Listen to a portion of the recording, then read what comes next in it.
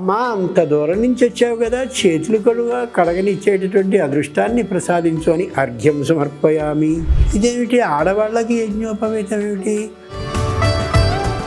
కుంకుమ పెట్టాము అంటే దానిలో సరస్వతి ఉన్నట్లుగా లెక్క. ఏ భగవంతుడు మనకి సంపూర్ణంగా ఈ వస్తుద్రవ్యాలను ఇచ్చాడో అదే భగవంతుడికి తిరిగి మనం.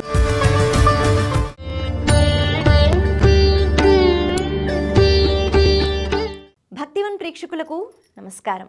విద్య ఇది మనందరి దగ్గర ఉంది అని మనం అనుకుంటాం, నిజమే.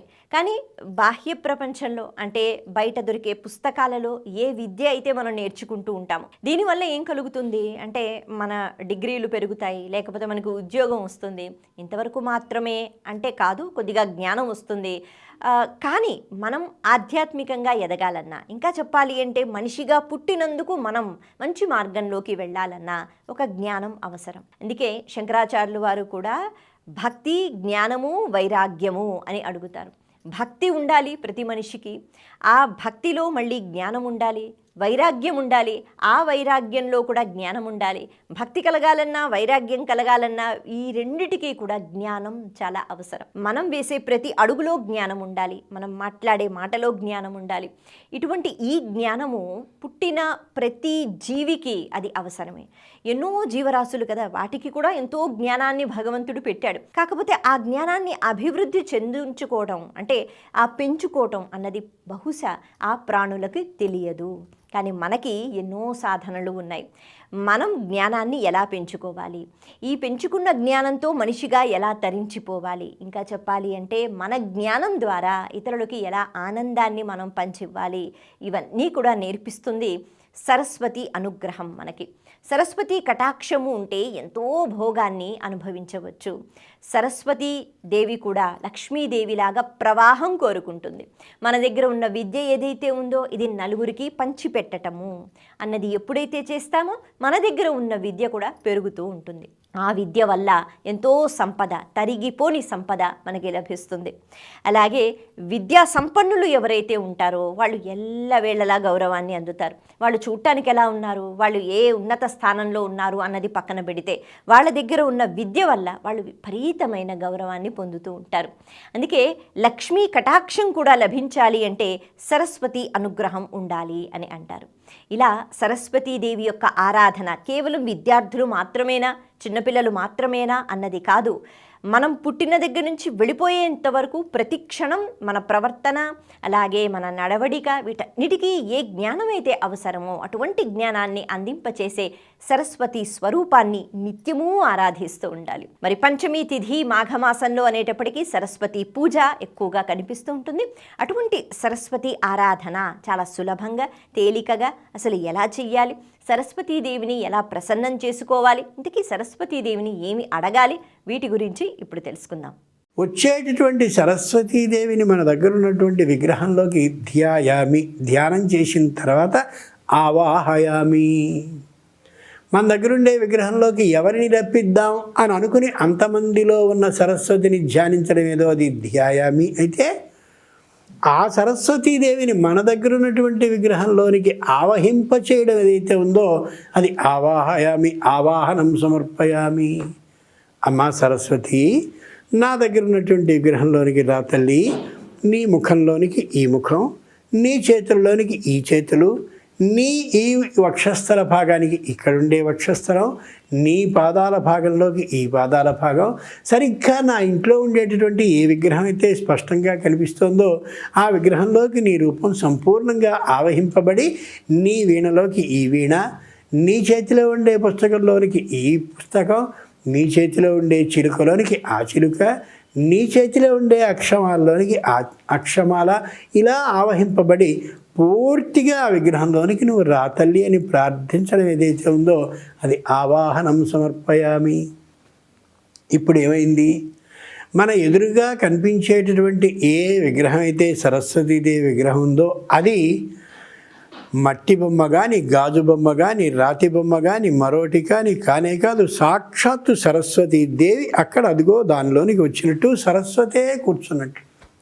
ఓ చేతిలో చిలక, ఓ చేతిలో అక్షమాల, ఓ చేతిలో వీణ, స్వయంగా పట్టుకుని కూర్చున్నట్లుగా మనకు కనిపించాలి.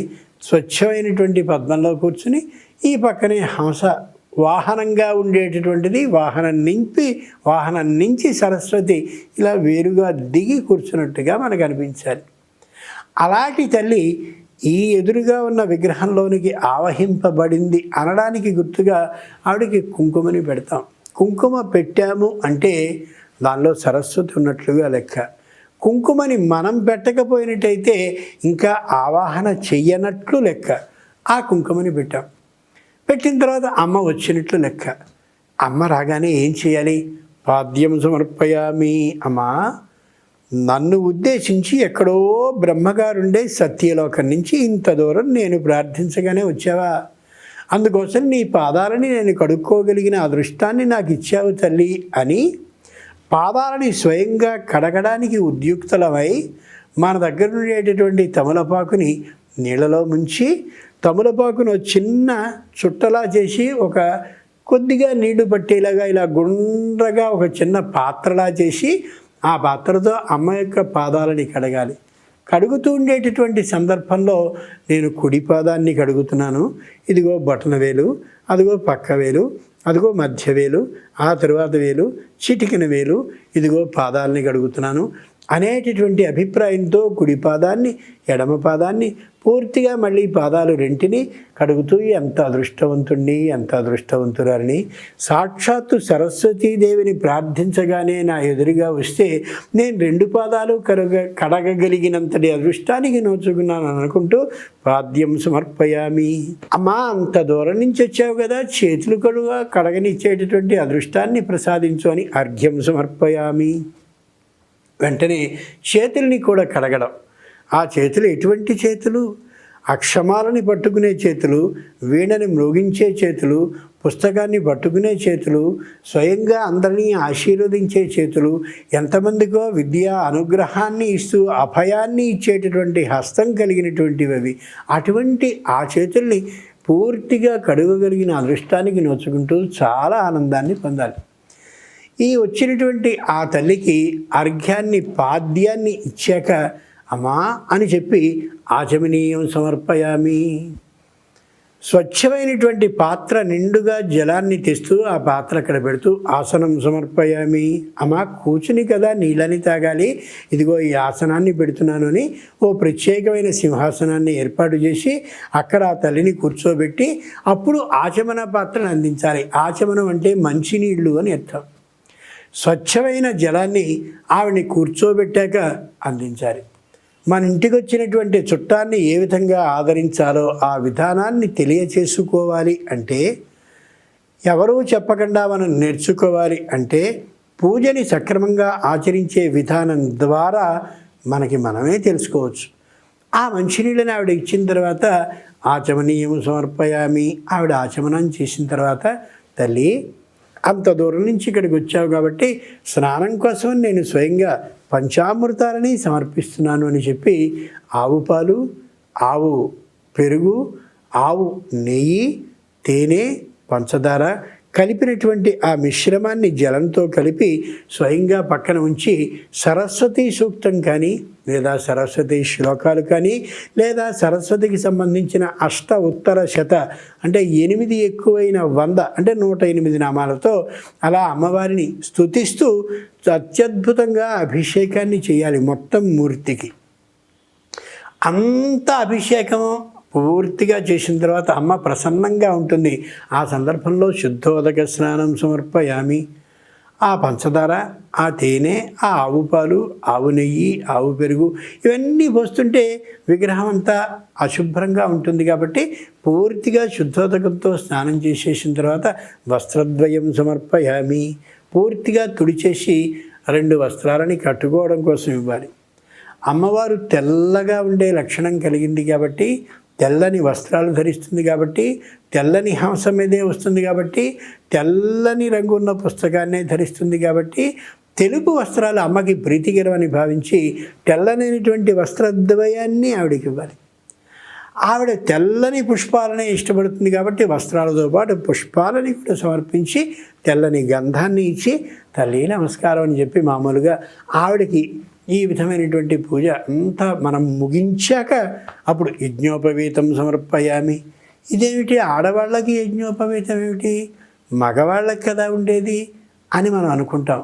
యజ్ఞోపవీతం అంటే మెడలో వేసుకునే జంధ్యం అనేది అర్థం కాదు. ఆవిడ పూజ చేయడానికి కావలసిన అధికారాన్ని ఇచ్చేందుకుగా యజ్ఞోపవీతాన్ని ఏర్పాటు చేస్తారు. అంచేత ఆవేళ ఆవిడ ఏం చేస్తుందన్నమాట, మనం ఇంతసేపు చేసినటువంటి సేవలను అన్నింటినీ పరిగ్రహించిన ఆ తల్లి మన ఇంట్లో ఉండేటటువంటి దైవ మందిరంలో కూర్చుని తనకి తాను ఆరాధించవలసినటువంటి ఏ పరబ్రహ్మస్వరూపం ఉందో ఆ స్వరూపాన్ని కాసేపు ఆరాధించినటువంటి తాను ఆ రోజు ఆరాధించిన ఫలితాన్ని ఇన్ని సేవలు మనకి చేసినందుకు మనకి ధారపోస్తున్నామే. దీని ద్వారా మనం గ్రహించవలసింది ఏమిటంటే, మనల్ని ఎవరైనా సరే ఒక చుట్టం కానీ మిత్రుడు కానీ వాళ్ళ ఇంటికి భోజనానికి పిలిస్తే ఆ రోజున భోజనానికి వెళ్ళిన మనం అవకాశం దొరికింది కదా, సుఖంగా అప్పనంగా భోజనం పెట్టాడు కదా అని తినేయడం కాకుండా వాడింటికి వెళ్ళిన తర్వాత ఆ రోజు దైవ పూజని చేసి ఆ రోజు చేసినటువంటి పూజా ఫలితాన్ని ఆతిథేయి అంటే మనని అతిథిగా పిలిచినటువంటి ఏ వ్యక్తి అయితే ఉన్నాడో ఆయన ఇంట్లో వారికి సుఖ సంతోష భోగ భాగ్యాలు కలిగేందుకు ఆ రోజు ఆయనకి ధారపోయారు. అప్పుడు ఏమవుతుందంటే అన్నాన్ని తిన్నటువంటి రుణం మన మీద ఉండదు, ఆ రుణ విమోకం కలుగుతుంది. వాళ్ళకి మనకి ఇద్దరికీ శుభం కలిగే అవకాశం ఏర్పడుతుంది. ఇది అమ్మ నేర్పినటువంటి మాటే. కాబట్టి అమ్మ స్వయంగా ఆ రోజున మన ఇంట్లో కూర్చుని మన దైవ మందిరంలో మనని ఆశీర్వదించేందుకు జపాన్ని చేసి ఆ శక్తిని మనకి ధారపోస్తుంది. అలా అయిన తర్వాత అప్పుడు ఉప ఆహారం నివేదయామి. ఆహారం అంటే మహానైవేద్యం అని అర్థం. అన్ని శాఖలతో అన్ని పాకాలతో అన్ని ఫలాలతో బ్రహ్మాండమైనటువంటి ఆహారాన్ని మహానైవేద్యాన్ని తర్వాత అందిస్తాను తల్లి. ఇప్పుడు ఆహారం.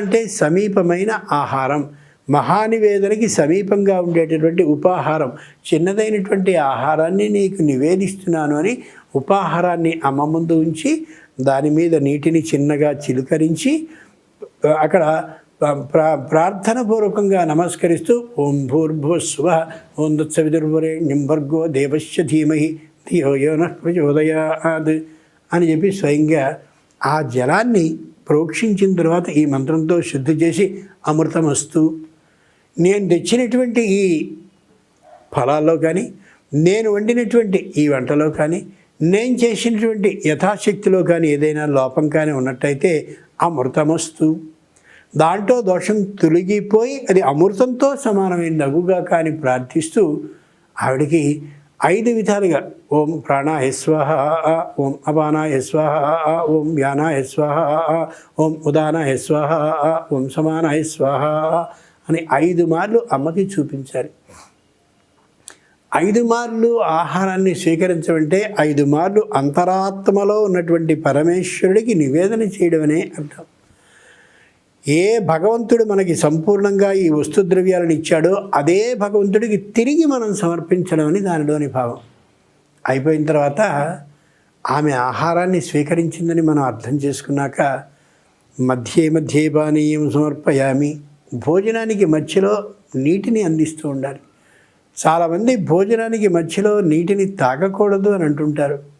నీళ్ళని అదే పనిగా తాగకూడదు, ఎక్కువ తాగకూడదు. కానీ భోజనానికి ఎంత అవసరమో అంత నీటిని అలా తాగుతూ ఉండడం నేరం మాత్రం కాదు. మధ్యే పానీయం సమర్పయామి. భోజన మధ్యలో కొద్దిగా ఆ నీటిని స్వీకరించడం నేరం కాదని పూజావిధి తెలియజేస్తుంది. ఇదంతా అయిపోయిన తర్వాత వెంటనే ఆ ప్రదక్షిణాకారంగా అప్రదక్షిణాకారంగా చేస్తూ పూర్తిగా నివేదన చేసేసానని తెలియజేస్తూ మొత్తం అయిపోయిందని తెలియజేస్తూ అమ్మవారికి సంబంధించినటువంటి ప్రసాదం ఏదైతే ఉందో అనుగ్రహపూర్వకమైనది. ప్రసాదం అంటే అనుగ్రహం. ఆ అనుగ్రహపూర్వకంగా ఇచ్చేటటువంటి నివేదనని ఇంట్లో ఉండేటటువంటి కుటుంబ సభ్యుల కోసమని అందించాలని పక్కకి పెట్టి అమ్మవారికి తాంబూలాన్ని సమర్పించాలి.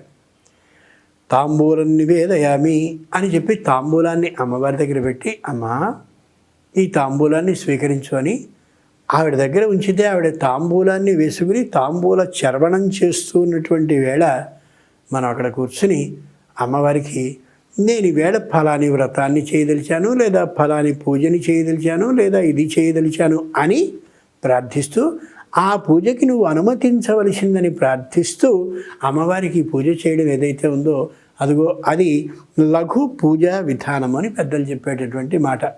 అయ్యో మీరు చెప్పిన దాంట్లో ఎక్కడా కూడా అగరొత్తులు వెలిగించడం, దీపారాధన చేయడం, ఇంకా ఏవేవో చేయడం అవన్నీ రాలేదేమిటి అని అనుకోవద్దు.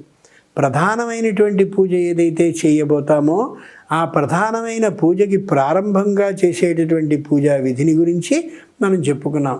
వినాయకుని బదులుగా ఇక్కడ సరస్వతిని చెప్పుకున్నాం. అక్కడ ఏ దైవం అయితే ఆ దైవాన్ని మనం చేసుకోవచ్చు. ఇక్కడ సరస్వతీ పూజ చెయ్యాలి ప్రధానంగా అని కానీ అనుకున్నట్టయితే ఆ సరస్వతీ పూజకి ముందు కూడా వినాయకుని పూజ చేయాలి. అలాగే లక్ష్మీ పూజని చేయాలి, అదిగో వినాయకుని పూజని చేయాలి. ఇలా ఎవరిని చేసినా సరే వినాయక పూజ ప్రారంభంలో చేసి తీరాల్సిందే. ఆ వినాయకుడు కూడా ఇదే విధంగా ఆరాధించాలి. ఆ వినాయకుడిని ప్రార్థిస్తూ ఈ సరస్వతీదేవి పూజని చేయదలిచాను కాబట్టి ఆ సరస్వతీదేవిని రప్పించవలసిందని తెలియచేయడం ఏదైతే ఉందో అది పూజని చేయడం అనేటటువంటి విధానం అన్నమాట. మనం ఇక్కడ సరస్వతీదేవి పూజని చేయదలిచాం కాబట్టి సరస్వతికి నమస్కరిస్తూ ఇదంతా చేశాం. ప్రారంభంలో వినాయకుడిని ధ్యానించడం కోసమని ఏ పూజ ప్రారంభం చేయబోతామో అక్కడే చక్కనైనటువంటి దీపాన్ని దీప ఆరాధనగా, అంటే ప్రత్యక్ష సూర్యుడిని ఆహ్వానించినట్లుగా భావించి దీప ఆరాధనని చేసి కుంకుమని పెట్టడం, ఆ దీపం కింద చక్కనైన తమలపాకు పెట్టి ఉంచడం అనేది ఇంతకు ముందు మనం ఎపిసోడ్లో చెప్పేసుకున్నాం కాబట్టి అక్కడి నుంచి మిగులు భాగంగా ఇది చెప్పుకున్నాం అని అర్థం. ఇలా పూజని కానీ చేసినట్టయితే అమ్మవారు సుప్రీత, సుప్రసన్న, వరద భూత్వ, చక్కనైనటువంటి ప్రీతి కలిగినదై మనఃపూర్వకమైన ప్రశాంతిని పొందినదై మనకి ప్రసన్నురాలు అవుతుంది. కాబట్టి చాలా ఆనందాన్ని కలిగిస్తుంది అనేది పూజ మనకి చెప్తూ ఉన్నటువంటి అంశం. స్వస్తి.